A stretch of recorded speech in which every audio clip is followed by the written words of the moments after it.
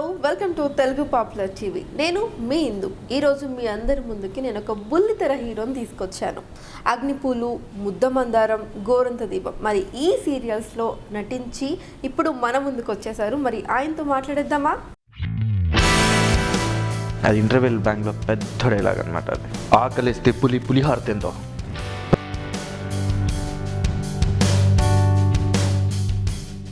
Shootings లేని టైంలో నేను డబ్బింగ్స్ చెప్పేవాడిని.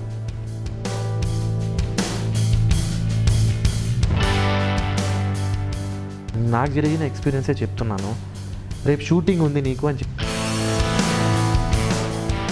మన సంపూర్ణేష్ బాబుతో చేశారు మూవీ. నాకు అంతగా అర్థం కాల. ఎప్పుడైతే సంపూర్ణేష్ బాబు నేను ఫస్ట్ చూశానో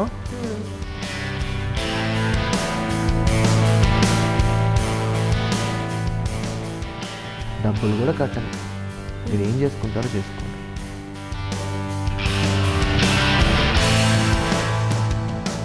అమ్మ వెళ్తూ ఒక మాట చెప్పి, ఏంటి నాన్న ఇప్పుడు నువ్వు వెళ్తున్నావు,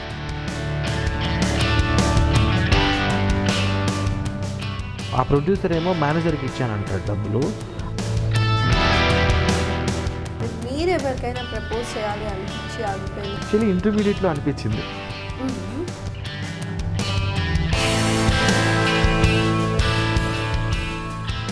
వాడిపోతే వీడు, వీడిపోతే వాడు. హాయ్ రాజ్. హాయ్, హలో, ఎలా ఉన్నారు? చూస్తున్నారుగా. So welcome to Telugu popular TV. Thank you so much. ఏంటండి సంగతులు, ఎలా జరుగుతున్నాయి షూటింగ్స్? ఎండాకాలం అయిపోయింది, ఇప్పుడు మనం వర్షాకాలంలోకి వచ్చాం కాబట్టి మాన్సూన్లా స్టార్ట్ అయిపోయింది షూటింగ్స్ కూడా. సో ఎండాకాలంలో ఒక రకమైన కష్టాలు, వానాకాలంలో ఒక రకమైన కష్టాలు కదా.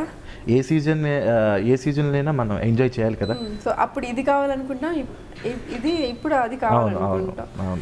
ఓకే, సో సీరియల్స్తో బిజీ ఉన్నారు, సినిమాలు కూడా. ఎలా అనిపిస్తుంది అంటే బాగుందండి. ప్రజెంట్ అయితే రైలు బండి నడుస్తుంది. సో డైరీ నిండిపోయింది. ఓకే, సో మూవీస్ కి చేస్తున్నారు అండ్ అలాగే సీరియల్స్ కూడా, సో రెండు వైపులా బిజీ. మరి టైం అది సెట్ అవుతుందా? అడ్జస్ట్ చేసుకుంటున్నా, అందుకే లిమిటెడ్గా చేస్తున్నాను. ఒక సీరియల్, ఒక మంచి సినిమా, అలా చేస్తున్నాను అనమాట. అంటే ఒకేసారి 4-5 కమిట్ అయ్యి వాళ్ళని బాధ పెట్టి, నేను బాధపడి, నేను టెన్షన్ పడి, ఇదంతా నాకు ఇష్టం ఉండదు. అందుకోసమే ఒక సీరియల్, ఒక సినిమా. ఒకవేళ ఆ సినిమా కంప్లీట్ అయితే ఇంకో సినిమా చేయడానికి రెడీగా ఉంటాను. ఓకే, మంచి సినిమా అంటే నాకు ఒక సినిమా గుర్తొచ్చింది. సో మీకు అర్థమైనట్లుంది. సో మన సంపూర్ణేష్ బాబుతో చేశారు మూవీ. హృదయకాలయం. చెప్పండి, ఎలా అనిపించింది? ఎలా అంటే యాక్చువల్లీ నేను హృదయకాలయం సినిమా చేస్తాను అని నేను అనుకోలేదు ఫస్ట్ ఆఫ్ ఆల్. ఎందుకంటే నాకు సడన్గా చైతన్య గారని ఆ సినిమాకి కో డైరెక్టర్గా చేశారు. సడన్గా ఫోన్ చేశారు నాకు. అంటే చైతన్య గారు నాకు ఎలా పరిచయం అంటే, గురుచరణ్ అని ఒక ఆర్టిస్ట్ ఉన్నారు, ఆయన అన్నయ్య అని పిలుస్తాను. అలా వాళ్ళ మిస్సెస్సే ఈ చైతన్య గారు అనమాట. ఇలా సినిమా చేస్తున్నారు అంటే నేను అడగల, ఏంటి, ఏ సినిమా, ఎవరు అని కూడా నేను అడగలేదు. సరే చేస్తానని చెప్పాను. రేపు మార్నింగే 7:30కి ఈ లొకేషన్కి రావాలి అన్నారు. అంటే ఇక్కడ మన వసుంధర హాస్పిటల్ అని చెప్పేసి ఇక్కడ మనకి నిజాంపేట్ దగ్గరలో ఒక హాస్పిటల్ ఉంది. సరే అని ఆ లొకేషన్ అనమాట. నేను రెడీ అయిపోయి అక్కడికి వెళ్ళిపోయాను. కట్ చేస్తే ఏంటి అంటే మేకప్ వేశారు. ఆ ఫస్ట్ సీన్ హాస్పిటల్ సీన్ చేస్తున్నారు. అంటే ఆ సీన్ సినిమాలో క్లైమాక్స్లో వస్తుంది. నాకు అంతా తెలీదు, నాకు ఏం జరుగుతుంది, ఏంటి, హీరో ఎవరు అనేది ఐ డోంట్ నో. ఆ టైంలో మేకప్ మ్యాన్ వచ్చి, అన్న మిమ్మల్ని రెడీ అవ్వమంటున్నారు అన్న. నన్ను ఎందుకు రెడీ అవ్వమంటారు అన్న. ఇలాగనే సార్, మిమ్మల్ని రెడీ అవ్వమంటున్నారు అని చెప్పేసి ఆయన అనేసరికి, నన్ను కాదురా బాబు, నువ్వు ఎవరినో కనుక్కో అంటే, అప్పుడు నాకు అంతగా అర్థం కాల. ఎప్పుడైతే సంపూర్ణేష్ బాబు నేను ఫస్ట్ డే చూశానో ఒక్కసారి నేను అవాక్ అయిపోయాను. ఒక్కసారికి నేను అలా చూసేసాను అనమాట. ఏంటిది, హీరోయినా అనుకున్నాం ఫ్రాంక్లీ మనం చెప్పుకోవాలి అనుకుంటే. అలా నేను అనుకున్నాను. ఆ రోజంతా ఒక తెలీదు, నాకు తెలియని మూడ్లోకి వెళ్ళిపోయాను. ఇదేంటి ఇలా ఇలా ఇలా ఉంది, ఇలా జరుగుతుంది, ఈ సినిమా చేసిన తర్వాత నా ఫ్యూచర్ ఏంటి అనేది అప్పటికే నేను బిజీగా ఉన్నాను సీరియల్స్లో. అలా అనుకుంటున్న టైంలో ఈ సినిమా చేయడం అయిపోవడం, అలాగే ఆడియో రిలీజ్ అవ్వడం, సినిమా రిలీజ్ అవ్వడం, బంపర్ హిట్ అవ్వడం, ఆ తర్వాత నాకు మంచి పేరు రావడం, అందులో నా క్యారెక్టర్కి మంచి పేరు రావడం, అది నాకు చాలా హ్యాపీగా ఉందన్నమాట. అప్పుడు అనిపించింది మా డైరెక్టర్ గారు మన 1 year సెలబ్రేషన్ చేశారనమాట. సినిమా రిలీజ్ అయ్యి 1 year అయింది అని చెప్పేసి ఒక పెద్ద ఫంక్షన్ కూడా చేశారు. అప్పుడు ఈ సినిమా చేయడానికి కారణం ఏంటి, ఎందుకు హీరోని సెలెక్ట్ చేసుకున్నాను అనేది చెప్పారు. అప్పుడు నాకు బాగా అనిపించింది అనమాట.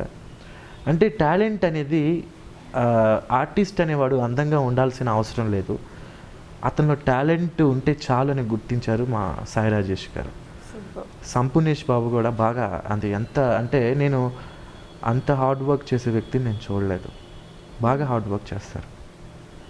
నేను ఫస్ట్ డే లొకేషన్లో నేను వెళ్తే తమ్ముడు ఎలా ఉన్నావు, ఆ రోజైతే ఎలా అయితే మాట్లాడారో ఈ రోజుకి కూడా అలాగే మాట్లాడతారు. ఇప్పుడు నేను కొబ్బరి మట్టి చేస్తున్నాను కదా, ఈ రోజుకి స్టిల్ అలాగే మాట్లాడతారు.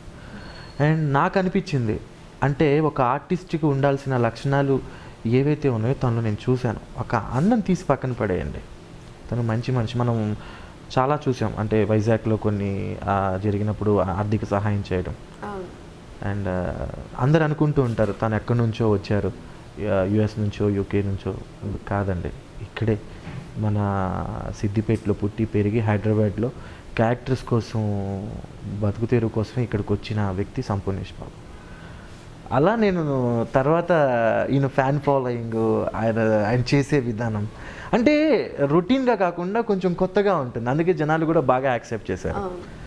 ఆ సినిమా తర్వాత నాకు వచ్చినాయి 2-3 అవకాశాలు వచ్చినాయి, బట్ నేను చేయలేదు. ఇప్పుడు నన్ను జనాలు సంపూర్ణేష్ బాబు మీకు బాగా క్లోజా అని అడుగుతారు. చాలామంది చాలా రకాలుగా అడుగుతున్నారు. అంటే నాకు ఆయనకి పెద్ద పరిచయం లేదు, ఓన్లీ షూటింగ్లో మాత్రమే నాకు పరిచయం. అలా ఆ జర్నీ హృదయకాలం అనే సినిమాతో నా జర్నీ స్టార్ట్ అయిందని అందరూ అనుకుంటుంటారు. బట్ నా ఫస్ట్ సినిమా వచ్చి ఓం శాంతి 2000 ఓం శాంతి 3 Angels బ్యానర్ పై చేశాను. అశ్విని దత్ గారి కూతురు ప్రొడ్యూసర్ అనమాట. ఆ సినిమా నా ఫస్ట్ సినిమా అనమాట. అప్పుడే నేను హైదరాబాద్కి వచ్చాను. హైదరాబాద్కి వచ్చి 2009లో నేను హైదరాబాద్కి వచ్చాను. నేను డిగ్రీ 2nd year అలా కంప్లీట్ అయిపోయింది, నేను హైదరాబాద్కి వచ్చాను. వచ్చి నేను అంటే అక్క బావ ఇక్కడ ఉన్నారనే ఉద్దేశంతో నేను హైదరాబాద్ రావడం జరిగింది. అలా నేను నా లైఫ్ని నేను ఎలా స్టార్ట్ చేయాలి అని నాకు అసలు ఆ రోజు నాకు అర్థం కాల. అంటే ఇంత పెద్ద హైదరాబాద్లో ఒక సామాన్యమైన ఒక వ్యక్తిని నేను, ఏమీ తెలీదు. అంటే ఎలా మాట్లాడాలి, ఈ హైదరాబాద్లో ఎలా ఉండాలి, ఎలా బతకాలి అనేది కూడా నాకు తెలీదు. జీరో నాలెడ్జ్ అనమాట. అండ్ ఇక్కడ మన హైదరాబాద్లో ఇప్పుడు నేను ఉంటున్నాను అంటే బికాజ్ ఆఫ్ ఇట్స్ ఎక్స్పీరియన్స్ అనమాట. మనకి ఏ ఎక్స్పీరియన్స్ అంటే ఇక్కడ మనం ఉంటున్నాం కాబట్టి ఈ జనాలు, ఈ వాతావరణమే అదే మమ్మల్ని నేర్పించింది, ఇలా ఉండాలిరా నువ్వు అని. అలా ఏం జరిగిందంటే ఓం శాంతి సినిమా చేయడం జరిగింది. ఆ తర్వాత ఓం శాంతి సినిమా చేయడానికి కూడా నేను చాలా స్ట్రగుల్స్ అనుభవించాను.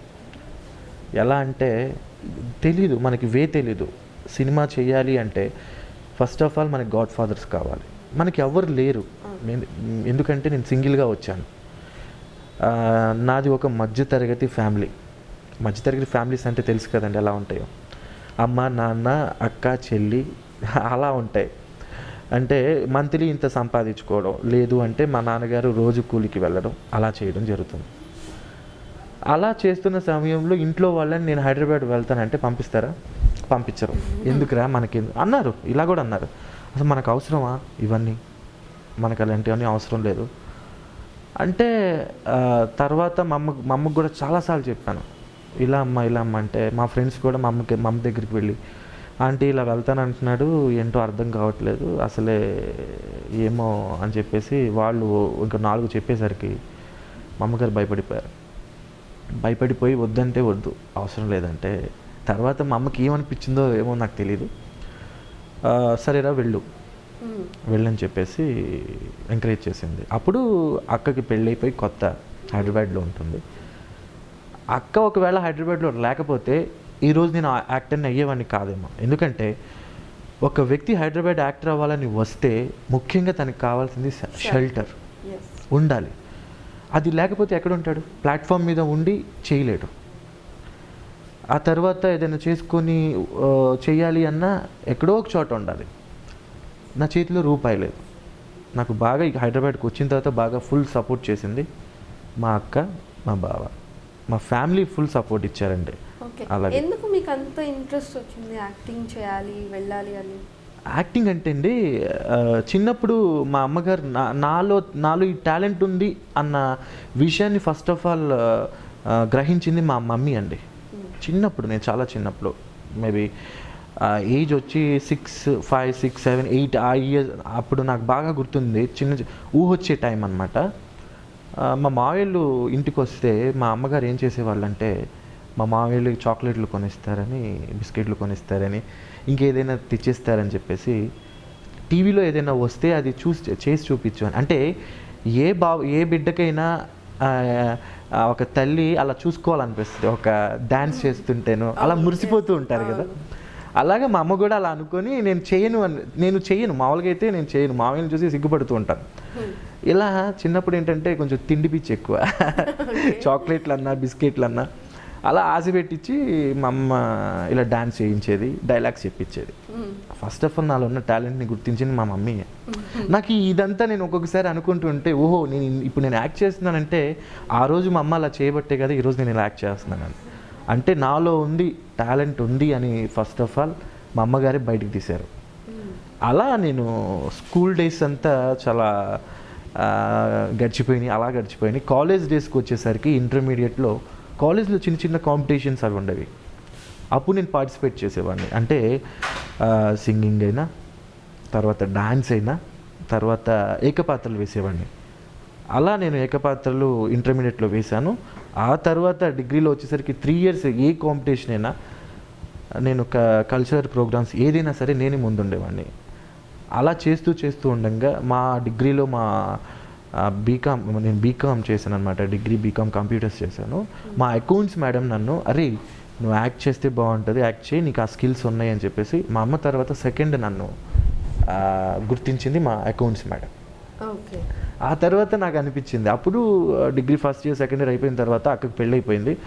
అక్కని వదలలేక అక్క దగ్గరికి వెళ్తానడం, ఆ మైండ్లో అది కూడా రావడం, ఓహో హైదరాబాద్కి వెళ్తే అక్కడే అన్నీ జరుగుతూ ఉంటాయి కదా, అక్కడికి వెళ్ళిపోయి నా ట్రైల్స్ నేను వేసుకుందాం అని చెప్పేసి ఇంకా నేను వచ్చేటప్పుడు 2 ప్యాంట్స్ 2 షర్ట్స్ ఒక కవర్లో వేసుకొని, పెద్ద చొక్కా, ఒక పెద్ద pant, bell bottom pant, Paragon చెప్పులు, అప్పుడే ఎర్ర బస్సు దిగేసి లకడీగప్పుల్లో ఎక్కడికి వెళ్ళాలో తెలియక, అయ్య బాబోయ్ ఇంత పెద్ద హైదరాబాదా అనుకోవడం విచిత్రంగా ఉంది. అది ఇప్పుడు ఇలా నేను ఒకసారి గుర్తు తెచ్చుకుంటున్నప్పుడల్లా ఒక రకంగా హ్యాపీగా కూడా ఉంటుంది. ఒక రకంగా అంటే ఒక ఆర్టిస్ట్ అవ్వాలి అనుకుంటున్నప్పుడు మనం పడే స్ట్రగుల్స్ కన్నా ఇప్పుడు మన యాక్టర్ అయిన తర్వాత పడే బాధలే ఎక్కువగా ఉంటాయండి. ఎందుకంటే యాక్టర్ కాకముందు ఏమీ తెలీదు, జనానికి ఏమీ తెలీదు. వీడు యాక్టర్ అవ్వాలనుకుంటున్నాడు అంతే. ఒకవేళ యాక్టర్ అయిన తర్వాత ఏదైనా మధ్యలో బ్రేక్ వచ్చిందనుకోండి, ఫర్ ఎగ్జాంపుల్ నేను గోరంత దీపం సీరియల్ చేసిన తర్వాత, సెకండ్ లీడ్ చేసిన తర్వాత నేను చాలా రోజులు గ్యాప్లో ఉన్నాను. అప్పుడు జనాలు కనిపిస్తూ ఉంటారు, మాట్లాడుతూ ఉంటారు, ఫోటోలు దిగుతూనే ఉంటారు. వాళ్ళు దిగి వెళ్ళిపోయేటప్పుడు ఒక మాట అనేసి వెళ్తారు, ఎందుకండి మీరు నెక్స్ట్ సీరియల్ చేయట్లేదు. ఓకే, మీకు అర్థమైందా? చెప్పింది పాయింట్ అర్థమైందా? మీరు ఎందుకు ఖాళీగా ఉన్నారండి? మేము ట్రై చేస్తూనే ఉంటాం, వస్తూనే ఉంటాయి చిన్న క్యారెక్టర్స్. మెయిన్ లీడ్ చేశాక మెయిన్ లీడ్సే కోరుకుంటామండి, అవునా కదా? అలాగే దానికన్నా తక్కువ వస్తే చేయాలనిపించదు. అది జనానికి తెలియదు కదా. మీరు జీ తెలుగులో వచ్చేవాళ్ళు మళ్ళీ ఎందుకు రావట్లేదు? ఆ పెయిన్ వస్తుంది. ఇప్పుడు ప్రజెంట్ వర్క్ చేస్తున్నాను, ముద్దమందరం వర్క్ చేస్తున్నాను కదా, అలా అనేసరికి ఎక్కడో తెలియని పెయిన్ ఉంటుంది. అదొక యాక్టర్ కాకముందు కన్నా యాక్టర్ అయిన తర్వాతే ఎక్కువ మెంటల్ టెన్షన్. అసలు ఖాళీగా ఉండలేం కదా. అలా నేను చాలా అనిపించాను. జనాలు పెట్టే కొన్ని బాగానే మాట, తేనె పూసిన కత్తిలాగా ఒక మాట అనిస్తారు, వెళ్ళిపోతారండి. గుచ్చుకున్నట్టు. అంటే ఎందుకు ఖాళీగా ఉన్నాము వాళ్ళు అడిగిన ఒక మాటకి ఆలోచించుకుంటే నైట్ అంతా నిద్ర పట్టని రోజులు కూడా ఉన్నాయి. నిజంగా నిద్ర పట్టలేదు. చాలాసార్లు ఎందుకు నేను ఇంత హార్డ్ వర్క్ చేస్తాను, టయానికి వెళ్తాను, నేను బాగా పెర్ఫామ్ చేస్తామని అందరూ అంటూ ఉంటారు, ఎక్కడికి వెళ్ళినా మంచి రెస్పాన్స్ వస్తుంది, బట్ నేను ఎందుకు ఖాళీగా ఉన్నాను అని నాకు నేను ప్రశ్నించుకుంటే చాలా బాధాకరంగా ఉంటుంది. ఆ తర్వాత కొద్ది రోజులు సినిమాలు చేయడం, సీరియల్ తర్వాత ఆ తర్వాత మళ్ళీ రాములమ్మ చేయడం. ఏ డైరెక్టర్ గారు అయితే నాకు గోరంత దీపంలో సెకండ్ లీడ్ ఇచ్చారో ఆ డైరెక్టర్ గారు వరాంజనేయులు గారు నాకు మళ్ళీ రాములమ్మలో ఇవ్వడం జరిగింది. అది కొద్ది ఎపిసోడ్లకే ఆ సీరియల్ క్లోజ్ చేయడం జరిగింది. దాని తర్వాత నేను సినిమా కొబ్బరిమట్ట మళ్ళీ స్టార్ట్ అయింది. ఆ సినిమా చేయడం జరుగుతుంది. మళ్ళీ నాకు అన్ఫార్చునేట్లీ సడన్గా మా జీ తెలుగు నుంచి ఒక కాల్ వచ్చింది, నేను ముద్దమందారం చెయ్యాలి అని. ఆ ముద్దమందారం సీరియల్లో క్యారెక్టర్ చాలా బాగుంటుంది. అంటే స్వాతి ముత్యంలో కమల్ హాసన్ ఎలా అయితే ఉంటాడో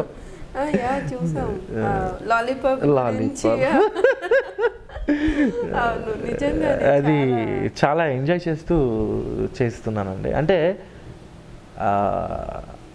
ఒక్కొక్కసారి అనిపిస్తుంది ఎందుకు నాకు ఇలాంటి క్యారెక్టర్స్ ఇస్తున్నారు అని. నేను అంటే ఇన్నోసెంట్ క్యారెక్టర్స్ అలాంటివి వస్తూ ఉంటే ఎక్కువ నాకు గోరంత దీపం చూసుకుంటే.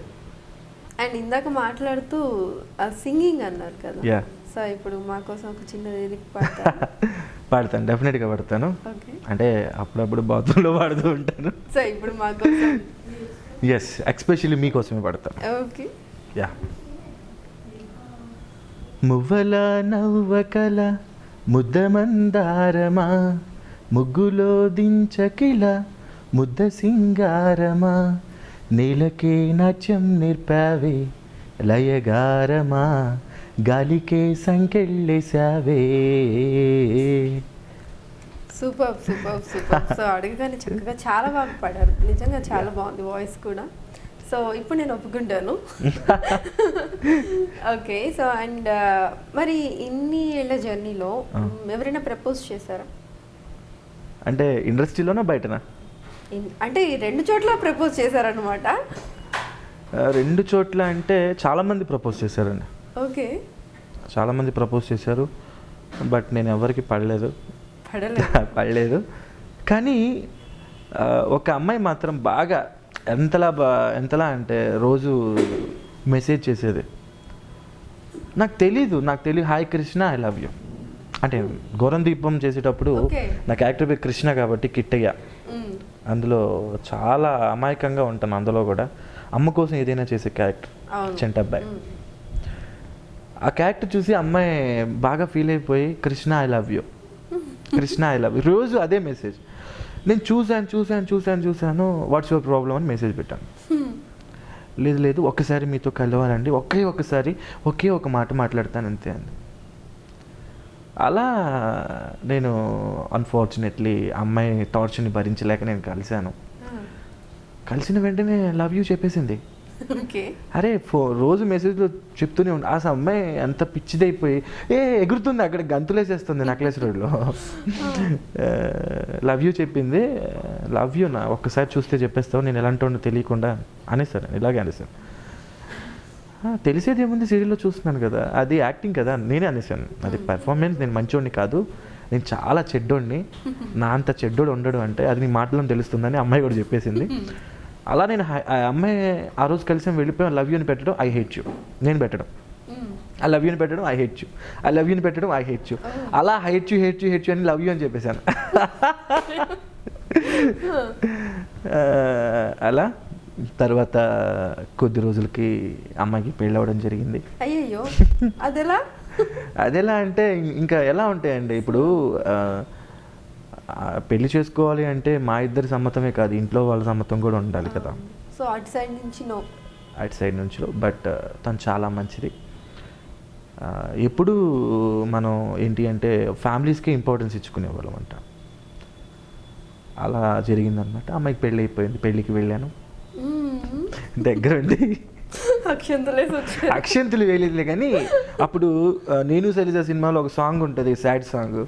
అలా అక్కడ నుంచి అమ్మాయి, ఇక్కడ నుంచి నేను, వాళ్ళ చుట్టాలు ఎవరైనా వచ్చి నాతో మాట్లాడుతున్నప్పుడు హ్యాపీగా నవ్వుకోవడం, మళ్ళీ వాళ్ళు లేనప్పుడు అమ్మాయి కలిసి దిగులుగా చూడడం, అమ్మాయి నా కలిసి చూడలేక తలకాయ దించుకోవడం, అంటే అలా జరిగిందనమాట. తర్వాత ఇంకేముంటాయండి అంటే సినిమాకి రియల్ లైఫ్కి చాలా దూరంగా ఉంటుంది అనమాట. అంటే సినిమాల్లాగా సుఖాంతాలు ఉండవు కాబట్టి. ఓకే, లవ్ అనేది ఇంట్రెస్టింగ్గా ఉన్న చాలా బాధాకరమైన విషయం. లేదండి, తను ఎక్కడున్నా హ్యాపీగా ఉండాలని నేను అనుకుంటాను. ఎందుకంటే వాళ్ళ అమ్మ నాన్న కోసం తను ఆ పని చేసింది. ఓకే, నాకు హ్యాపీనే. ఎందుకంటే వాళ్ళ అమ్మ నాన్న నాకు ఫోన్ చేయడం, నువ్వే చెప్పు, నువ్వు మంచి ఫ్రెండ్ కదా అని చెప్పడం, నేను కూడా ఆలోచించడం. ఎందుకంటే వాళ్ళ అమ్మాయి లైఫ్ బాగుంటుంది అని వాళ్ళు 100 సార్లు చెప్పారు కాబట్టి నేను ఆలోచించాను. మా అమ్మ నాన్న ఆ ప్లేస్లో ఉన్న అలాగే ఆలోచిస్తారు అనుకోవడం. ఓకే, ఏదో మంచితనం అని అంటారు కాబట్టి ఆలోచించాను. సో చూసారా, చెడ్డవాడు చెడ్డవాడు అని చెప్తే ఎంత మంచితనం దాగుందో. ఎస్, మంచివాడు. ఇప్పుడు కూడా ఆఫ్టర్ మ్యారేజ్ కూడా బాగా ఇంట్లో వాళ్ళందరూ బాగా మాట్లాడతారు. నేను ఎందుకంటే నాకు ఒక మంచి ఒక ప్లేస్లో కూర్చోబెట్టారు వాల్యూ ఇచ్చి. ఆ వాల్యూ నేను ఎప్పుడు పోగొట్టుకోకూడదు, లవ్ అనే పేరుతో పోగొట్టుకోకూడదు. అందుకేంటి అంటే నేనేంటి తగ్గాల్సి వచ్చింది. ఓకే, లైఫ్లో రాసి పెట్టలేదు, అట్లా లైఫ్లో తను నా భాగస్వామిగా రాసి పెట్టలేదు అనుకున్నా.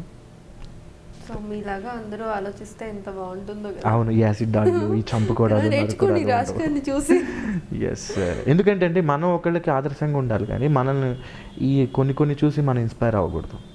మనం ఏదైనా పని చేస్తున్నామంటే నలుగురు ఆ పని గురించి గొప్పగా చెప్పుకోవాలి, ఆ నలుగురు ఆ పనిని పాటించాలి అనేది నా ఇదన్నమాట. నిజంగా గ్రేట్ లవ్ స్టోరీ అండి. బట్ అంతకంటే బెటర్ లవ్ ఇంకా లైఫ్ పార్ట్నర్ రావాలని మేము కూడా కోరుకుంటున్నాం. ఓకే, మనం చాలా కొంచెం సాడ్లోకి వెళ్ళిపోయాం కదా. సో ఇప్పుడు మంచిగా ఇప్పుడు మీరు చేస్తున్న ముద్దమందారం నుంచి మీ డైలాగ్ ఒకటి ఫస్ట్ చెప్పండి. మీరు చూసారా ముద్దమందారం? నేను చూసానండి. నాకు బాగా నచ్చింది.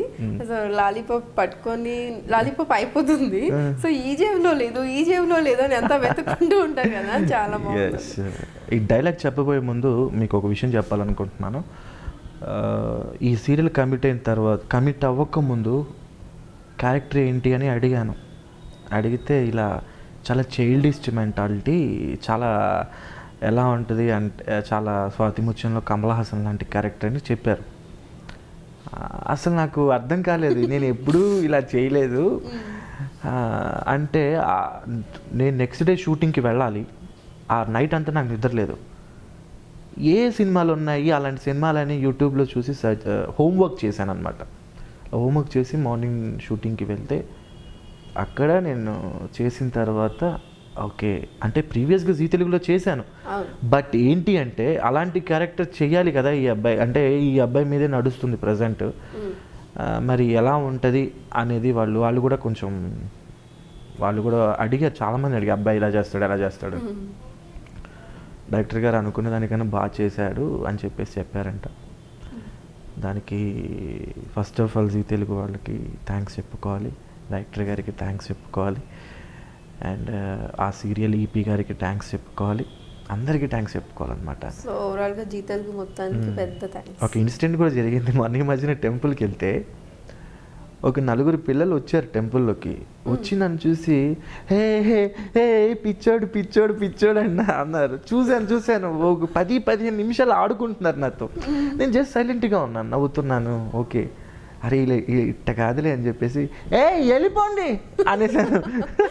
అనేసరికి అసలు వాళ్ళు చుట్టుపక్కల ఎక్కడ కనిపించలేదు వాళ్ళు. ఇప్పుడు నేను డైలాగ్ చెప్తాను. నీలంకల్ నా బాల్ అక్కడ పడిపోయింది, పెద్ద మంటలు వచ్చాయి కదా, నా లాలీపాప్ కూడా అందులో పడిపోయింది, నాకు లాలీపాప్ కావాలి, పో నువ్వు ఎప్పుడు ఇంతే,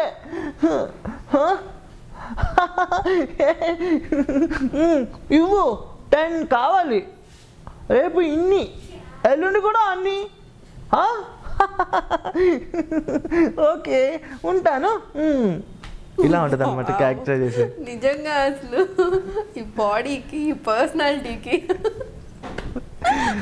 ఆ క్యారెక్టర్ అసలు నిజంగా చాలా దానికి ఫ్లాష్ బ్యాక్ ఉందన్నమాట. అంటే నీలాంబరి కి కనెక్టివిటీ అయిన క్యారెక్టర్ తన పేరు అనమాట. నేను ఇంకా ఫ్లాష్ బ్యాక్ కూడా అయిపోయింది. ఫ్లాష్ బ్యాక్ కూడా చూపించేశారు. ఎందుకు ఇలా అయ్యాడని చెప్పలా, వీళ్ళ లవ్ ట్రాక్ నడిచిందని చూపించారు అంతే. ఓకే జనానికి ఏంటి అంటే ఓకే వీడు నీలాంబరి వల్లే పిచ్చివాడు అయిపోయాడు అన్న సెన్స్లో ఉన్నారు ఇప్పుడు. ఓకే ఇప్పుడు నీలాంబరిని నేను గుర్తుపట్టేస్తే ఇంకా నాకు మెంటల్ కండిషన్ కరెక్ట్గా వచ్చేస్తే మీ పర్సనాలిటీ మీకు వచ్చేస్తుంది. వచ్చేసిందంటే నాది అయిపోయినట్టే కదా. అది సూపర్ అండి. నిజంగా ఇలాంటి రోల్స్ చాలా ఛాలెంజింగ్ రోల్స్. అవును. సో మామూలు యాక్టింగ్ అనేది సో ట్రైనింగ్ తీసుకొని చేసేయచ్చు. ఈవెన్ నేను ఇన్ని రోజులు ఎన్ని పర్ఫార్మెన్స్ చేసినా, సెటిల్డ్గా ఎన్ని యాక్ట్ చేసినా, మా ఇంట్లో వాళ్ళు ఏ రోజు ఎలా ఉంది అంటే వాళ్ళు ఏం చెప్పలా. అవునా? చెప్పేవాళ్ళు కాదు.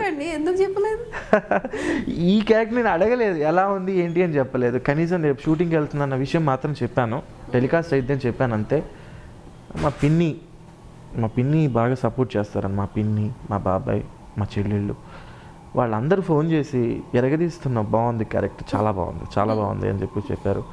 ఈవెన్ మా అక్క పిల్లలు కూడా చిన్న కిడ్స్ అనమాట, వాళ్ళు చాలా చిన్న కిడ్స్. మామయ్య లాలీపాప్ ఎక్కడ పోయింది, నువ్వు లాలీపాప్ నేను కొని పెడతానే అని చెప్పేసి వాళ్ళు కూడా అంటే నాకు అనిపించింది అనమాట. ఓకే క్యారెక్టర్ అయితే బాగా చేస్తున్నాను, ఓకే ఇంతకన్నా ఇంకా బాగా చేయాలి, పెర్ఫార్మెన్స్ బాగా చేయాలి అని చెప్పేసి అనుకున్నాను. ఓకే సో మొత్తానికి మంచి డైలాగ్ చెప్పారు అండ్ మీ యాక్టింగ్లో అయితే మేము చింపేశారు. థ్యాంక్ యూ అండి. సూపర్ అండి. అండ్ అలాగే మీరు నాటకాలు కూడా చేసామని విన్నాం. నాటకాలు మరి వాటి గురించి చెప్పుకోవాలి అంటే 2000 అదే మనం ఓం శాంతి సినిమా చేసిన తర్వాత క్రాంతి అని ఒక సీరియల్ చేశాను వెంటనే. అది మా టీవీలో ఫస్ట్ సీరియల్. ఆ సీరియల్ కూడా చేసిన తర్వాత నాకు అప్పుడు అంత పెర్ఫార్మెన్స్ స్టార్టింగ్ కదా చేసేవాడిని, బట్ ఏంటి అంటే అంత ఫుల్ఫిల్గా యాక్ట్ చేసేవాడిని కాదు. నాకు ఓం శాంతి సినిమాలో రఘుబాబు గారు మంచి కాంప్లిమెంట్ ఇచ్చారు. రఘుబాబు గారు, నిఖిల్ మంచి యాక్టర్ అవుతామని. అలాగని చెప్పేసి మనం ఉండకూడదు, ఇంకా దీని మీద పట్టు సాధించాలనే ఉద్దేశంతో నేనేం చేశానంటే క్రాంతి సీరియల్ తర్వాత ఏదో ఒక థియేటర్ ఆర్ట్స్ చేయాలి అనే ఉద్దేశంతో నేను నాటకాలు చేయడం స్టార్ట్ చేశాను. అక్కడ నాకు శివాజీ గారు అనే వ్యక్తి పరిచయం అవ్వడం, ఆ తర్వాత టీవీ సుబ్బారావు గారు అలా పరిచయం అవ్వడంతో పాటు రోజు రవీంద్ర భారతికి వెళ్ళేవాడిని, అక్కడ కూర్చునేవాడిని, వచ్చేవాడిని. అలా నాకు కొన్ని పరిచయాలు ఏర్పడి నాటకం చేస్తావా ఇలా అంటే అబ్బాయి బాగున్నాడు, ఓకే మెయిల్ లీడ్ చేపిద్దామని అలా నాటకాలు చేయడం. ఆ నాటకాలు కాస్త పద్య నాటకాలు అవ్వడం, పద్య నాటకాలు, సాంఘిక నాటకాలు అలా చేయడం. దాదాపుగా ఒక 200 అబోవ్ నాటకాలు చేశాను. చాలా స్టేజ్లో చాలా అవార్డ్స్ తీసుకున్నాను. ఓకే స్టేజ్లో చేశాను, అయిపోయింది. తర్వాత మనం మీడియాలో కొంచెం పేరుంటే బాగుంటుంది. మళ్ళీ మనం ఎవరైనా స్టేజ్ నుంచి సీరియల్కి, సీరియల్ నుంచి సినిమాకి వెళ్తారు, సినిమా నుంచి సీరియల్కి, సీరియల్ నుంచి నాటకాలకి అలా వచ్చాను అనమాట.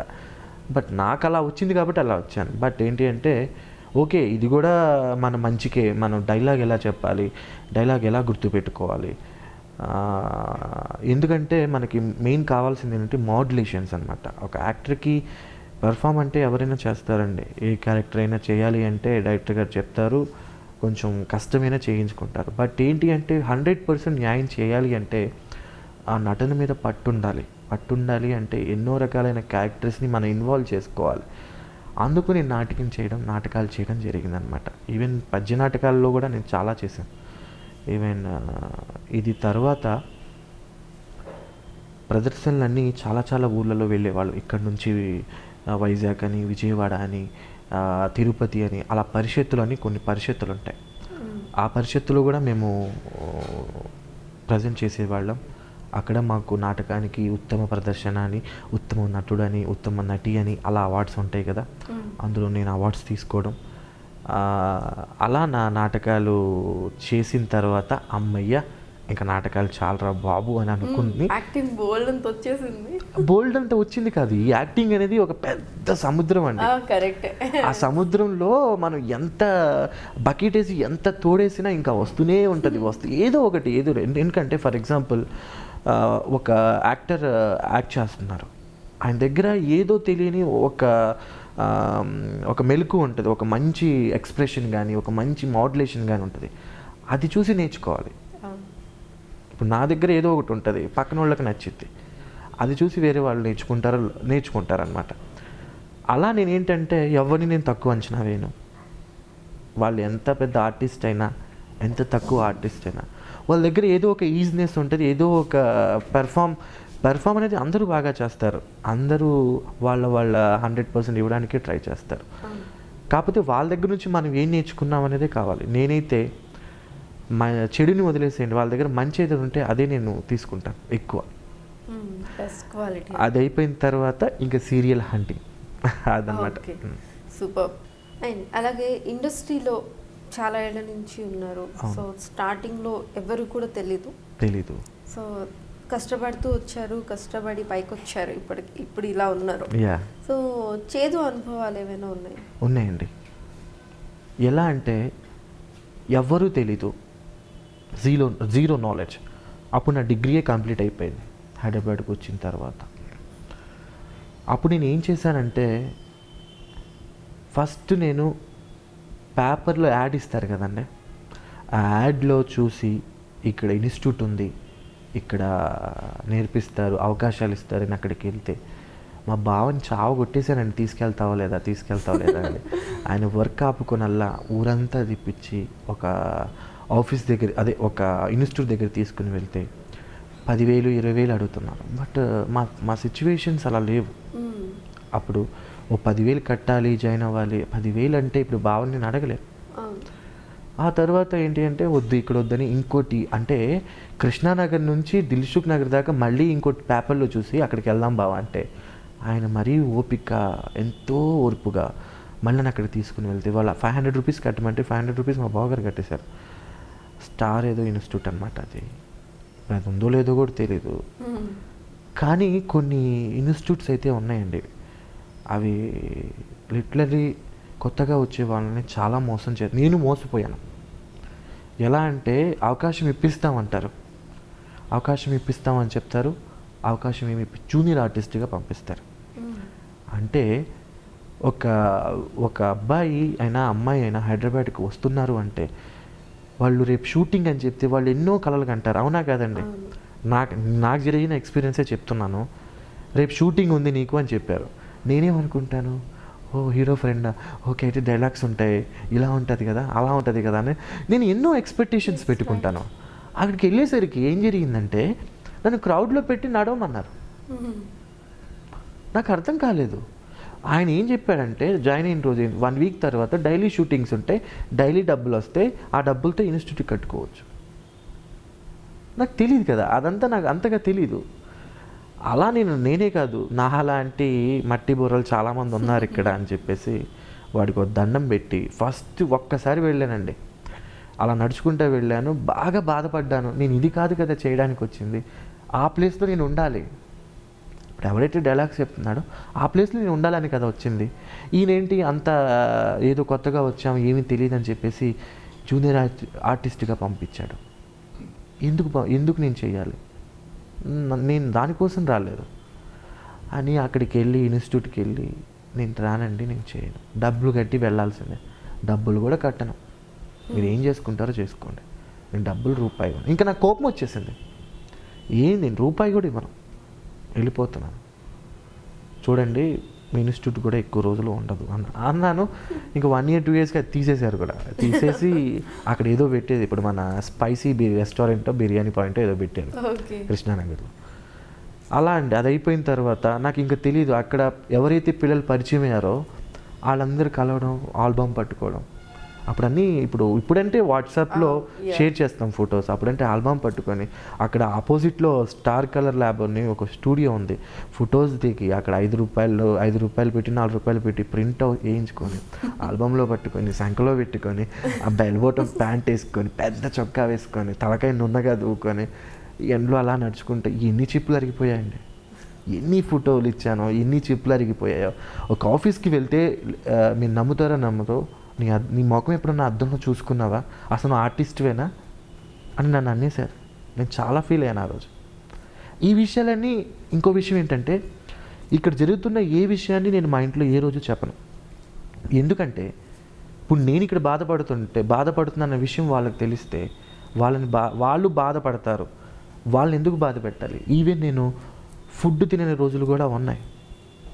అయితే ఇప్పుడు నేను మా అమ్మకి ఫోన్ చేసి మా నాన్నకి ఫోన్ చేసి నేను తినలేదమ్మా, ఆకలిగా ఉంది, ఏ రోజు నేను చెప్పాల. ఎందుకంటే వద్దు, మన బాధలు మనం పడదాం. ఏదో ఒక రోజు మన సక్సెస్ అంటూ వస్తుంది. ఏదో ఒక రోజు ఒక్క సినిమా అయినా చేయకపోతానా. మా అమ్మ వెళ్తూ ఒక మాట చెప్పింది, ఏంటి నాన్న, ఇప్పుడు నువ్వు వెళ్తున్నావు, వెనక్కి తిరిగి చూడొద్దు. ఈవెన్ నువ్వు చేస్తే ఏదో ఒకటి చేసి ఇంటికి రా, అప్పుడు ఇక్కడ ఉన్న వాళ్ళందరి నోళ్ళు మోయించినట్టు ఉంటుంది. అందరూ ఎగతాళి చేశారు, ఇంటి పక్కన వాళ్ళు వీళ్ళు ఫ్రెండ్స్ ప్రతి ఒక్కరు నన్ను హేళన చేసిన వాళ్ళే. ఈవెన్ నా స్కూల్ డేస్ నుంచి కూడా 10th క్లాస్ దాకా నేను లిటరల్లీ నరకం చూశాను. గవర్నమెంట్ స్కూల్లో చదివాను, బట్టలు సరిగ్గా ఉండేవి కావు, చాలా హేళన చేసేవాళ్ళు. ఎందుకంటే అప్పుడు దాకా మేము బాగా బతికిన వాళ్ళం. మా నాన్నగారు ఉన్న ఆస్తి అంతా పోగొట్టారు, బట్ నాకు తినే యోగ్యత లేదు, నాకు మా అక్కకి తినే యోగ్యత లేదు. అలా ఆస్తి అంతా పోయిన తర్వాత ఎక్కడో కాన్వెంట్లో చదివే అబ్బాయి ఎలిమెంటరీ స్కూల్లో పడిపోయాడు. ఫుడ్ ఉండేది కాదు. తర్వాత మీకు ఒక ఇన్సిడెంట్ చెప్పాలి, ఇది నా లైఫ్లో ఎప్పటికీ నేను మర్చిపోలేను ఇన్సిడెంట్. బాగా ఆకలేస్తుంది అప్పుడు. మా అమ్మగారిని అడిగితేనేమో మా అమ్మగారు కూడా ఏమీ చేయలేదు. నాన్నమ్మ తాతయ్య, నాన్నేమో వెళ్తారు వస్తారు. ఎందుకంటే అప్పటికి పోయాయి, అన్నీ పోయాయి, ఏమీ లేవు. ఇంకా నాకు ఆకలేస్తుంది, మా అమ్మేమో ఏడుస్తుంది. చాలా చిన్న పిల్లోడు, నేను చెప్పాను కదా నాకు ఆకలి ఎక్కువ అని. అలా మా ఇంటి ఎదురు వాళ్ళు ఏం చేశారంటే పాడైపోయిన అన్నం ఉంటుంది కదా, ఆ అన్నాన్ని మన తొట్టిలో పడేయడానికి వెళ్తున్నారు. అంటే గేదెలకి వేసే కుడితి తొట్టి ఉంటుంది కదా, ఆ తొట్టిలో పడేయడానికి వెళ్తుంటే అది తెచ్చుకొని నేను పడేస్తానని తెచ్చుకొని ఎవరు చూడట్లేదని అది తినేసాను. అంత మా అమ్మ చూసి నన్ను కొట్టేసింది. అంటే ఇంకా అలాంటి సిచ్యువేషన్స్లో ఒక అబ్బాయి యాక్టర్ అవుతానని ఎవరు పంపిస్తారండి? మన బతుకులే ఇంత, ఎవరు పంపిస్తారు? ఎవరు పంపించరు. అలా చాలా ఇన్సిడెంట్స్ ఉన్నాయి నా చైల్డ్హుడ్ దగ్గర నుంచి. ఇండస్ట్రీకి వచ్చాక కూడా నేను చాలా అనుభవించాను. ఇంట్లో వాళ్ళకి తెలియకూడదని చెప్పేసి క్యాటరింగ్కి వెళ్ళేవాడిని. ఈవెన్ నా 18th ఇయర్ నేను హైదరాబాద్కి వచ్చాను. నా 18 years కంప్లీట్ అయ్యి హైదరాబాద్కి వచ్చాను. క్యాటరింగ్కి వెళ్ళేవాడిని తెలియకుండా. అక్కకి కూడా చెప్పేవాడిని కదా, ఎందుకంటే నాకు వేరే వాళ్ళ మీద డిపెండ్ అవ్వడం కన్నా నాకు నేను ఓన్గా ఉండాలంటే నాకు చాలా ఇంట్రెస్ట్.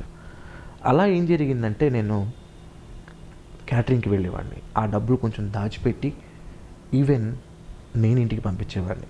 నేను తినేవాడిని కాదు, ఆ రూపాయి దాచిపెట్టి మా అమ్మకి పంపించేవాడిని. అలా చేసేవాడిని అనమాట. నేను ఇన్ని కష్టాలు పడుతున్నా మా అమ్మకి చెప్పేవాడిని కాదు. ఎందుకు అంటే ఒక అబ్బాయి వయసుకు వస్తున్నాడు అంటే తల్లిదండ్రులు చాలా ఆశలు పెట్టుకుంటారు. ఇప్పుడు నా విషయంలో కూడా అంతే. ఇప్పుడు మా అమ్మ అంటూ ఉంటుంది, ఇప్పటికీ నేను జాబ్ చేసుకోవచ్చు కదరా అంటది. బట్ నేను జాబ్ చేస్తే ఆ సాటిస్ఫాక్షన్ నాకు ఉండదు.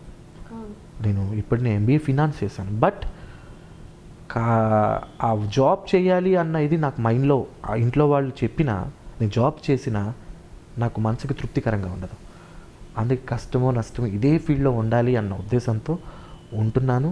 ఇప్పటికీ నేను స్ట్రగుల్స్ అనుభవిస్తున్నాను. స్ట్రగుల్స్ అంటే ఇప్పుడు నేను ఇందాక చెప్పాను, అద్దంలో చూసుకున్నావా అన్నారు. ఆ తర్వాత ఆపర్చునిటీ ఎలాగో కష్టపడి ఆపర్చునిటీ వచ్చింది. యాక్టర్ అయ్యాక కూడా కొన్ని ఈగోస్ ఉంటాయి కదండి ఆర్టిస్టులకి. అలా కూడా చాలా సఫర్ అయ్యాను. తర్వాత ముఖ్యంగా నేను ఇంకొక దానికి బాగా హట్ అయింది ఎక్కడంటే అండి, షూటింగ్స్ లేని టైంలో నేను డబ్బింగ్స్ చెప్పేవాడిని. సినిమాల్లో మెయిన్ లీడ్స్ ఉంటాయి కదా, చిన్న సినిమాలు ఉంటాయి. ఎవరైతే హీరోకి డబ్బింగ్ చెప్పాలని ప్రొడ్యూసర్ అనుకుంటారో నన్ను అడిగేవాళ్ళు అనమాట, నన్ను రిఫర్ చేసేవాళ్ళు. నేను ఒక సినిమాకి డబ్బింగ్ చెప్పాను, మైథలాజికల్ సినిమా అనమాట. హీరోకి డబ్బింగ్ చెప్పిన వెంటనే రెమ్యునేషన్ మాట్లాడుకున్నాను. వాళ్ళు డబ్బులు ఇవ్వడానికి నానా నరకం చూపించారు. ఏం చేసుకుంటావు చేసుకో, ఏం చేసుకుంటాము డబ్బులు ఏం. అప్పటికీ నేను సీరియల్స్ చేసి సినిమాలు చేసి నాకే కొత్తగా కాకపోయినా ఏదో కొంచెం ఎక్స్పీరియన్స్ ఉన్న నాకే ఇంత టార్చర్ చూపించేస్తే కొత్తగా వచ్చే పరిస్థితి ఏంటంటే, ఆ సినిమా పేరు సతీ తిమ్మాంబ అండి. సతీ తిమ్మాంబ ఓకే. ఆ సినిమా అయితే ఆ ప్రొడ్యూసర్ ఏమో మేనేజర్కి ఇచ్చానంటాడు డబ్బులు. ఆ మేనేజర్ ఏమో నేను ఇవ్వను, ఏం చేసుకుంటావు చేసుకో, నీ అంతు తెలుస్తానని ఆ మేనేజర్ అంటాడు. నేను ప్రొడ్యూసర్ని డైరెక్టర్ని అడిగితేనేమో మాకు సంబంధం లేదు, నీ డబ్బులు వాళ్ళకి ఇచ్చేసాను. కష్టపడి నెలన్నర 2 months ఫైట్ చేసి ప్రొడ్యూసర్ దగ్గర నా డబ్బులు లేదు సార్, నేను కంప్లైంట్ చేస్తాను, నేను ఇలాగే చేస్తాను సార్, మీరు నాకు ఇచ్చేది రూపాయి అయినా సరే, నేను నాకు రూపాయి ఇస్తాను అన్నారు. 100 రూపాయలు ఏమి ఇవ్వట్లా, చాలా చిన్న పేమెంట్, అది కూడా ఇవ్వకపోతే ఎలా సార్, మీరు వాళ్ళకి ఇచ్చారన్నారు, మీకు అవసరం అనుకుంటే మీరు ఆయనకి ఏదైనా శాలరీ ఇవ్వాలనుకో అందులో కట్ చేసి ఇవ్వండి, నన్ను ఎందుకు ఇబ్బంది పడతారు సార్, నేను దీని మీద బతికేవాడిని, నాకు ఏ సోర్స్ లేవు, నేను ఇలా కనిపిస్తాను అంతే మీకు అని చెప్పేసి చెప్పాను. అప్పుడు ఆయన రియలైజ్ అయ్యి ఆయన చేసింది, ఆ మేనేజర్ చేసిన పనిని తెలుసుకొని నన్ను ఫోన్ చేసి ఆఫీస్కి పిలిచి ఆ ప్రొడ్యూసర్ మళ్ళీ నాకు డబ్బులు ఇచ్చేశాడు. చాలా స్ట్రగుల్స్ ఉంటాయి. ఎందుకంటే చాలామంది జనాలు ఏమనుకుంటారంటే, ఇప్పుడు ఫర్ ఎగ్జాంపుల్ నేను ఇంటికి వెళ్తాను, మా అమ్మని అడుగుతుంటారు మీ అబ్బాయి ఎన్ని లక్షలు సంపాదిస్తున్నాడు, అయ్యో ఎన్ని ఉన్నాయో అన్ని ఉన్నాయి అని. లక్షలు ఏమైనా ఊరికనే ఇస్తారా అండి? లక్షలు ఇవ్వడానికి ఇక్కడ వాళ్ళు ఏమైనా పెట్టేసి వెళ్తారా? మా రెమ్యునేషన్స్ ఏంటో, మా పేమెంట్స్ ఏంటో, మా మెయింటెనెన్స్ ఏంటో మాకు మాత్రమే, ఒక ఆర్టిస్ట్కి మాత్రమే తెలుసు. అవన్నీ మామూలు జనానికి తెలియదు. ఏమైనా అయితే ఫోన్ చేసి మా అబ్బాయి వస్తానంటున్నాడు తీసుకెళ్ళవా, మా అమ్మాయి వస్తానంటుంది, నేను వద్దని చెప్తాను. ఎందుకంటే ఈ స్ట్రగుల్స్ అన్నీ నేను అనుభవిస్తున్నాను. ఎందుకంటే చిన్నప్పటి నుంచి నాకు ఈ బాధలు అనుభవించడం కొత్త కాదు కాబట్టి నేను ఉండగలిగానేమో అనిపిస్తుంది. అదే బాగా నాన్నగారు బాగా ఉండి, బాగా వెల్ సెటిల్డ్గా ఉండి ఆస్తిపాస్తులు ఉంటే ఏ అబ్బాయి అయినా ఎందుకు వస్తాడండి? రాడు కదా. ఓకే, ప్యాషన్గా ఉంటే వస్తాడు, కానీ నేను ప్యాషన్గా అయితే ఇండస్ట్రీకి ఎప్పుడు రాలేదు. ఇది నా ప్రొఫెషన్. అసలు నాకెవరూ లేదు ఇండస్ట్రీలో, మా గాడ్ ఫాదర్స్ కానీ మా చుట్టాలు కానీ ఎవరూ లేరు. ఇప్పుడు ఎవరైతే నాతో మాట్లాడారో వారే నా చుట్టం. ఓకే, ఇక్కడ బెస్ట్ ఫ్రెండ్స్ ఎవరైనా ఉన్నారా ఇండస్ట్రీలోనూ బయట అండి? రెండు ఇండస్ట్రీలో అయితే నన్ను చాలామంది బాగా మాట్లాడతారు. నేను అన్నయ్య, అక్క, తర్వాత అమ్మ, వదిన ఇలాగే మాట్లాడతాను. అండ్ నాకు బాగా అంటే టీవీ సుబ్బారావు గారు అంటే నేను ఇప్పుడు నా ఏజ్ గ్రూప్ వాళ్ళతో ఇప్పుడు ఫ్రెండ్షిప్ చేయను. ఎందుకు అది కూడా నేను చెప్తాను. నా ఏజ్ గ్రూప్ వాళ్ళతో నేను ఫ్రెండ్షిప్ చేస్తే ఏం మాట్లాడుకుంటాం, మా ఏజ్కి సంబంధించిన విషయాలే మాట్లాడుకుంటాం, అవునా కదా? కానీ నాకన్నా పెద్దవాళ్ళతో అంటే నా ఫాదర్, నా మదర్ ఉన్న ఏజ్ గ్రూప్ వాళ్ళతో మాట్లాడితే వాళ్ళ ఎక్స్పీరియన్స్ ఏదైతే ఉన్నాయో వాళ్ళు నాకు చెప్తూ ఉంటారు.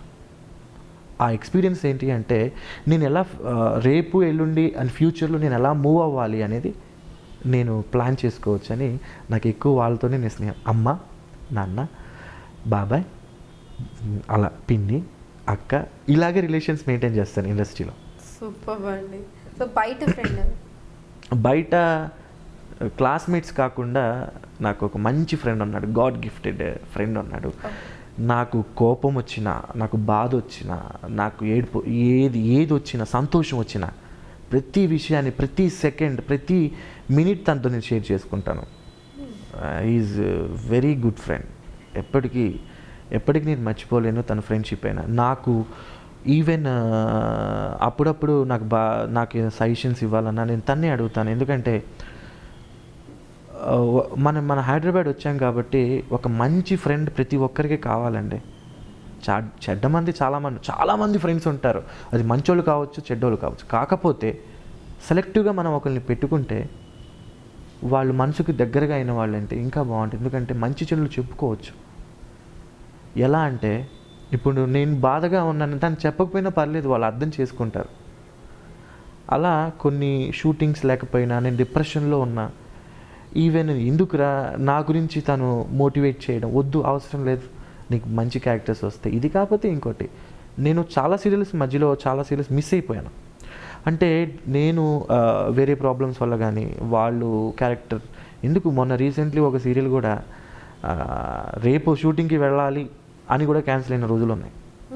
అన్నీ మాట్లాడేసుకొని రేపు షూటింగ్కి వెళ్ళాలి అన్న సీరియల్ కూడా, అంటే ఏమంటారు నోటి దాకా వచ్చింది కూడా పోయింది అని చెప్పుకుంటాం కదా, అలా జరిగిపోయింది. అప్పుడు నేను చాలా ఫీల్ అయ్యాను, ఎందుకు ఇలా అయిపోయింది అని. అప్పుడు ఏం లేదు ఇది కాకపోతే ఇంకోటి వస్తుందిరా అంటే ఆ టైంలో అలాంటి వాళ్ళు ఉంటే, ఈ ఆర్టిస్టులు అనేవాళ్ళు కొంతమంది సూసైడ్స్ అవి చేసుకుంటున్నారు కదా, అలాంటి జరగవండి. ప్రతి ఒక్కరికి ఒక ఫ్రెండ్ ఉండాలి. నా ఫీల్డ్కి తనకి అసలు సంబంధం లేదండి, బట్ తను బాగా మెచ్యూర్డ్ అన్నమాట, నాకన్నా ఫుల్ మెచ్యూర్డ్గా మాట్లాడతాడు, ధైర్యం చెప్తూ ఉంటాడు. వాళ్ళ ఫ్యామిలీ కూడా నన్ను బాగా చూసుకుంటారు. ఈవెన్ నాకు గాడ్ గిఫ్టెడ్ ఫ్యామిలీ అంటే వాళ్ళ ఫ్యామిలీ. అండ్ బాగా నన్ను కూడా ఒక కొడుకులా చూస్తారు, ఒక ఫ్యామిలీ మెంబర్ అంతే, వాళ్ళ ఇంట్లో ఒక ఫ్యామిలీ మెంబర్. అలా వాళ్ళ అన్న కానీ వాళ్ళ వదిన కానీ. మీకు ఎవరైనా ప్రపోజ్ చేశారా అని అడిగాను కదా, మరి మీరు ఎవరికైనా ప్రపోజ్ చేయాలి అనిపించి ఆగిపోయిన సందర్భాలు, లేకపోతే ప్రపోజ్ చేసిన సందర్భాలు ఉన్నాయా? యాక్చువల్లీ ఇంటర్మీడియట్లో అనిపించింది. ఇంటర్మీడియట్లో ఒక అమ్మాయిని చూసి ప్రపోజ్ చేద్దాం అనిపించింది, అది అక్కడ కుదరలా. మళ్ళీ డిగ్రీలో కూడా అమ్మాయి ఉంది. ఏం జరిగిందంటే అమ్మాయికి ప్రపోజ్ చేద్దాము అని అనుకునేసరికి అమ్మాయి వేరే ప్రపోజ్ చేద్దాం అనుకున్నానండి. డిగ్రీ అయిపోయింది, లాస్ట్ ఎగ్జామ్ రాసేసాము, ఎవరి ఇళ్ళకి వాళ్ళు వెళ్ళిపోతారు, ఇంకా జీవితం అంటే ఇంకా ఎప్పుడు కలవము, కాలేజీలో కలవము అనుకున్న రోజు కాలేజ్ బస్ స్టాప్ దగ్గర ఒక రావి చెట్టు ఉంటుంది, చుట్టూరు ఒక సిమెంట్తో రౌండ్ వేసి ఉంటుంది, సిమెంట్తో ఒక దిమ్మగట్టు ఉంటుంది, అక్కడ కూర్చున్నాను. అమ్మాయి నా అటుపక్కన నా వెనక వైపు కూర్చుంది. అండ్ ఆ తర్వాత తన బాయ్ ఫ్రెండ్ ఎవరైతే ఉంటారో అన్ఎక్స్పెక్టెడ్గా అక్కడికి వచ్చాడు. నేనేమో అమ్మాయి మాట్లాడుతుంది, అండ్ అమ్మాయి మాట్లాడింది బాగున్నావా అంటే నాకు వెళ్ళి చూడలే. అరే ఇన్ని సంవత్సరాలు మాట్లాడుకుని కనీసం తను ఏంటి బాయ్ అని చెప్పకుండా వెళ్ళిపోయింది అని చెప్పేసి నేను బాగా హర్ట్ అయిపోయాను. అయితే నా ఫ్రెండ్స్ ఎవరైతే ఉంటారో క్లాస్మేట్స్, చూడరా ఫ్యూచర్లో, ఇప్పుడే చెప్తున్నా గుర్తుపెట్టుకో, ఫ్యూచర్లో ఈ అమ్మాయి ఏముందిరా 100 మంది అమ్మాయిలు నీకు క్యూలో ఉంటారు గుర్తుపెట్టుకోను. 100 మంది అమ్మాయిలు అవసరం లేదురా నాకు, ఈ అమ్మాయి 100 మంది అమ్మాయిలు అవసరం లేదు, నాకు ఈ అమ్మాయి ప్రపోజ్ చేయాలి అని చెప్పేసి నేను అనుకున్నా. అలా అది అయిపోయింది. కట్ చేస్తే ఇప్పుడు అప్పుడప్పుడు అనిపిస్తుంది ఏంటి వాళ్ళు ఎందుకన్నారో ఏమో తెలియదు, ఇప్పుడు ఇలా ఉంది కదా, నిజమైపోయింది. ఇప్పుడు ఎవరు మీకు నచ్చలేదా? లేదండి, నేను ఎవరిని ప్రపోజ్, ఎందుకంటే నా ఫ్యామిలీ నాకు ఇంపార్టెంట్. నా ఫ్యామిలీ వాళ్ళని బాగా చూసుకోవాలి. నాకు లవ్ చేయాలి అన్నది నాకు అంతగా లేదు, ఇంకా అది మైండ్లో లేదు. బట్ ఐ హ్యావ్ కొన్ని రెస్పాన్సిబిలిటీస్ ఉంది నా మీద, దాని మీదే దృష్టి పెడుతున్నాను ప్రజెంట్ అయితే. Favourite hero Prabhas. నేను హీరో అవడానికి కారణం కూడా ప్రభాస్. ప్రభాస్ గారి కోసం మా కోసం ప్రభాస్ గారి డైలాగ్ అంటే, ప్రభాస్ గారి డైలాగులు అన్నీ బాగుంటాయండి. ఇప్పుడు నేను ఏ డైలాగ్ చెప్పి కూనీ చేసినా అది చాలా చండాలంగా ఉంటుంది, ఎందుకంటే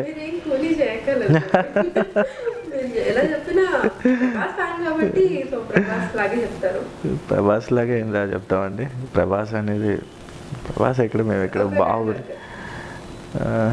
ఒక డైలాగ్ అంటే ఏండే అంతే, అంతకు మించి ఇంకేం చెప్పలేదు నేను.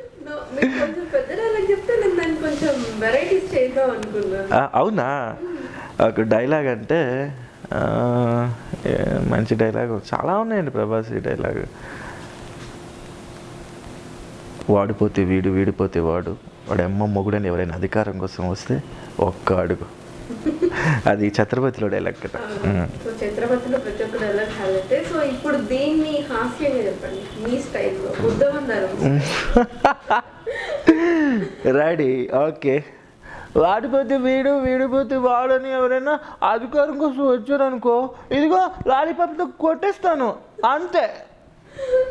సూపర్ అండి. సో ఇది కోపం అండి, అది కోపం డైలాగ్ కదా. అవును, సో దీన్ని ఇంకా వేరే రకంగా రొమాంటిక్గా yeah, romantic.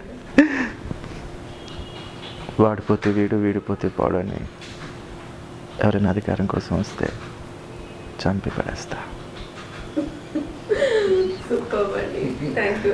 అండ్ అలాగే మీరు చేసిన హృదయ కాలం మూవీలో డైలాగ్ అసలు దీన్ని అడగాల్సిందండి వేరియేషన్స్లో మీరు. ఇప్పుడు అడుగుతాను. ఎస్, యాక్చువల్లీ అది ఇంటర్వెల్ బ్యాంక్లో పెద్ద డైలాగ్ అనమాట అది. మీరు రెడీగా ఉన్నారా? యా.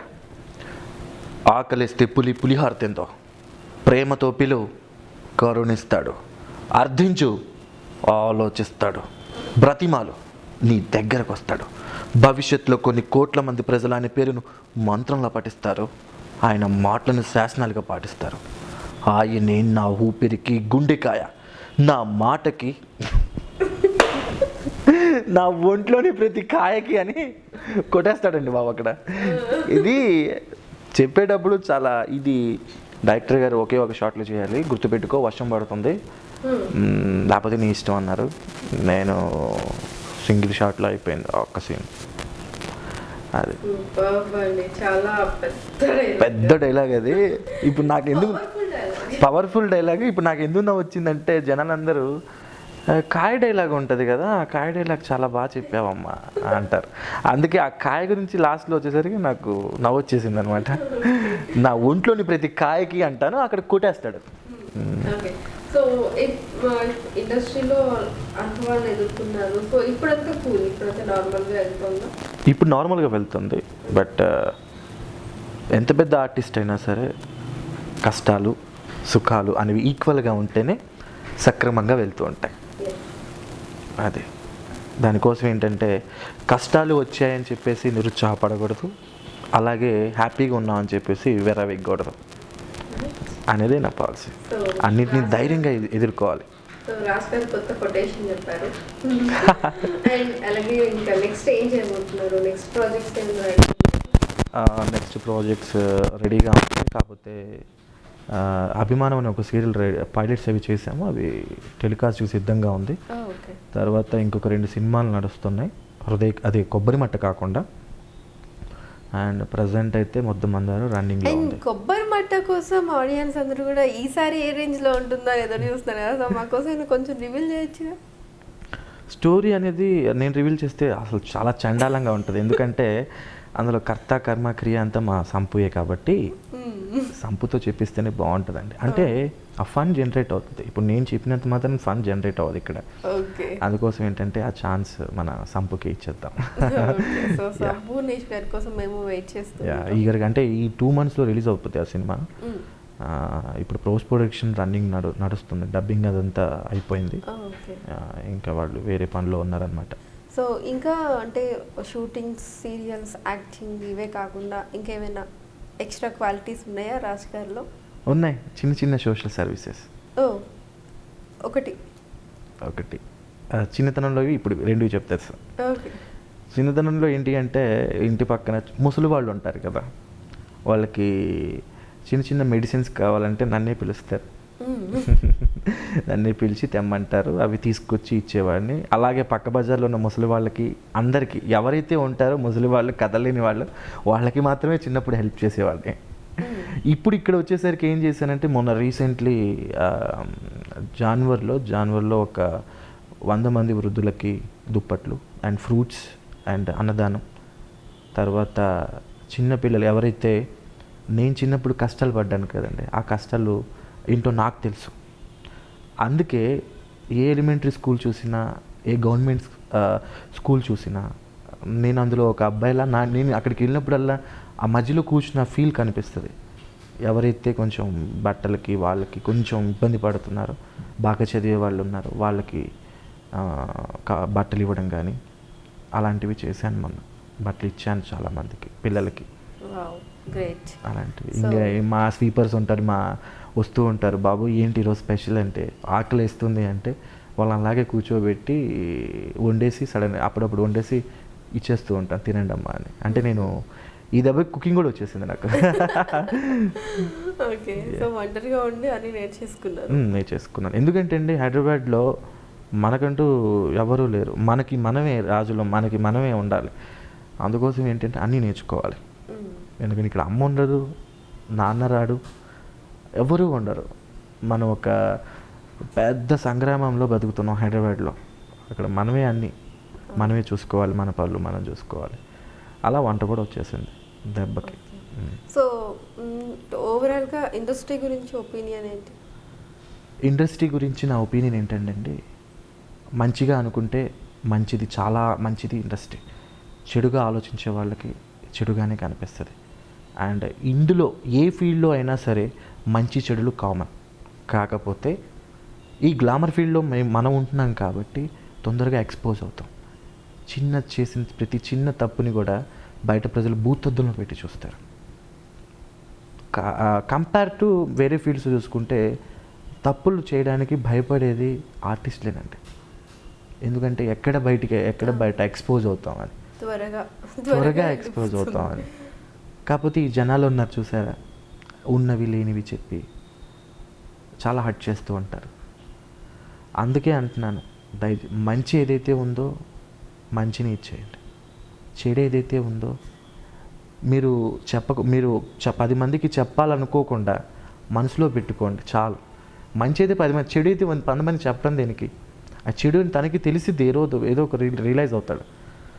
అందుకు జనాలకి నేను చెప్పేది ఒకటే, ఏదో అనాలి ఆర్టిస్టులని, ఏదైనా అంటే ప్రతిరోజు వాళ్ళు లేచి టీవీ పెడితే కనిపించేది మేమే. ఇంకా మా గురించి తక్కువగా మాట్లాడితే కష్టం కదా.